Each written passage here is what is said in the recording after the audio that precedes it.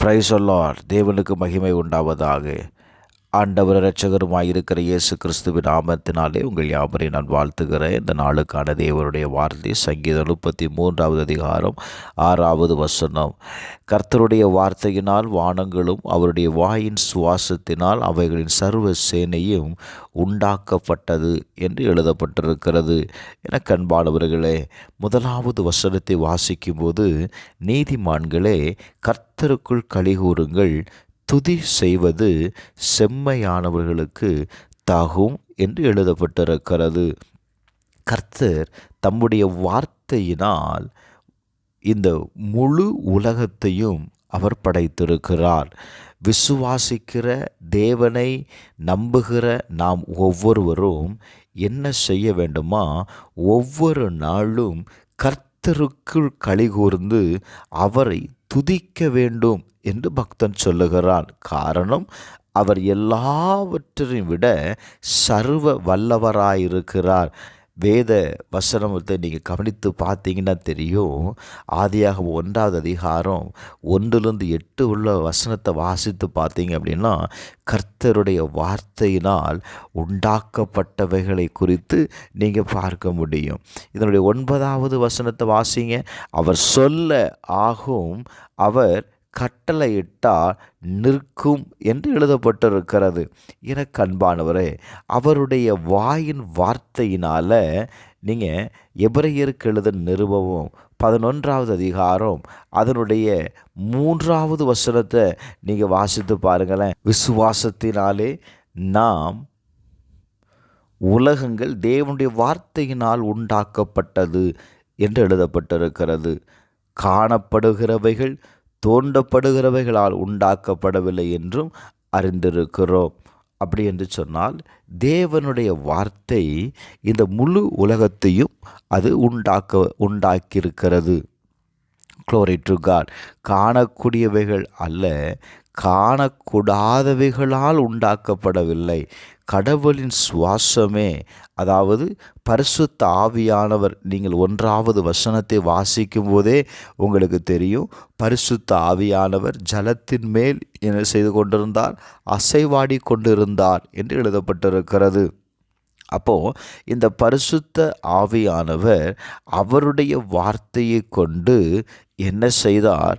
இந்த முழு உலகத்தையும் மனிதனுக்கு வேண்டிய எல்லாவற்றையும் அவர் உண்டாக்கி கொடுத்திருக்கிறார். நீங்கள் இன்னொரு வசனத்தை வாசித்து பாருங்கள். சங்கீதங்களின் புஸ்தகம் 8வது அதிகாரம் அதனுடைய 1வது வசனத்தை வாசித்து பாருங்கள். எங்கள் ஆண்டவராகிய கர்த்தாவே, உம்முடைய நாமம் பூமி எங்கும் எவ்வளவு மேன்மை உள்ளதாக இருக்கிறது.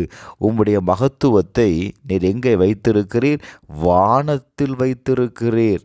3வது வசனம், உமது விரல்களின் கிரியைகளாகிய உம்முடைய வானங்களையும் நீர் ஸ்தாபித்த சந்திரனையும் நட்சத்திரங்களையும் நான் பார்க்கும்போது மனுஷனை நீ நினைப்பதற்கும் மனுஷகுமாரனை நீ விசாரிப்பதற்கும் அவன் எம்மாத்திரம் என்கிறேன்.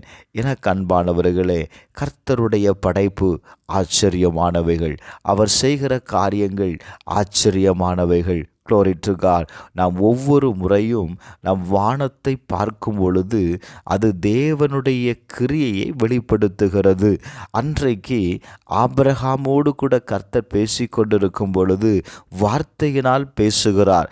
அவன் சொல்லுகிறான், ஆண்டவரே, எல்லாம் இருக்கட்டும், நீர் எனக்கு என்ன தருவீர்? நான் பிள்ளை இல்லாமல் இருக்கிறேனே என்று சொல்லி கேட்டபொழுது அவனை வெளியே அழைத்து அவனை என்ன செய்கிறார்?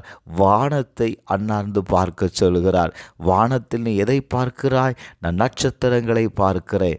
நட்சத்திரங்களை எண்ண கூடுமானால் நீ என்ன என்று சொல்லும் பொழுது அவனால் எண்ண முடியவில்லை. அவர் சொல்லுகிறார், இவ்வண்ணமாய் உன்னுடைய சந்ததி இருக்கும். ஹல்லேலூயா. என அன்பானவர்களே, இந்த கால வேளையில் கர்த்தர் உங்களை பார்த்து சொல்லுகிற ஒரே ஒரு வார்த்தை என்ன தெரியுமா?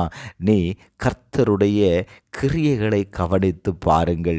அந்த கர்த்தருடைய கிரியைகள் என்பது நீங்கள் வேறு எங்கேயும் போக வேண்டாம். உங்கள் வீட்டிற்கு வெளியே வந்து வானத்தை நோக்கி பாரு. வானத்தை நோக்கி பார்க்கும்போது வானத்தினுடைய மகிமையை உங்களால் பார்க்க முடியும்.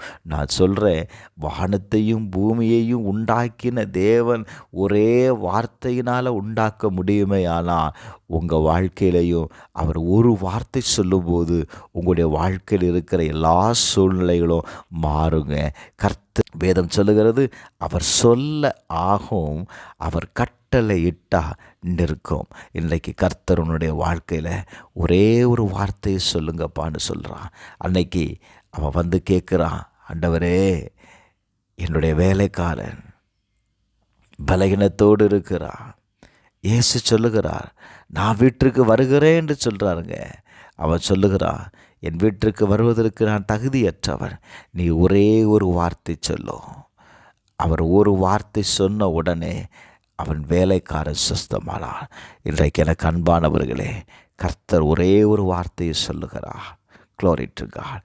அந்த ஒரு வார்த்தை அதை உன்னை ஆச்சரியப்படுத்தும். ஒரு வார்த்தை உன்னுடைய வாழ்க்கையில் இருக்கிற எல்லா காரியங்களையும் மாற்றும்.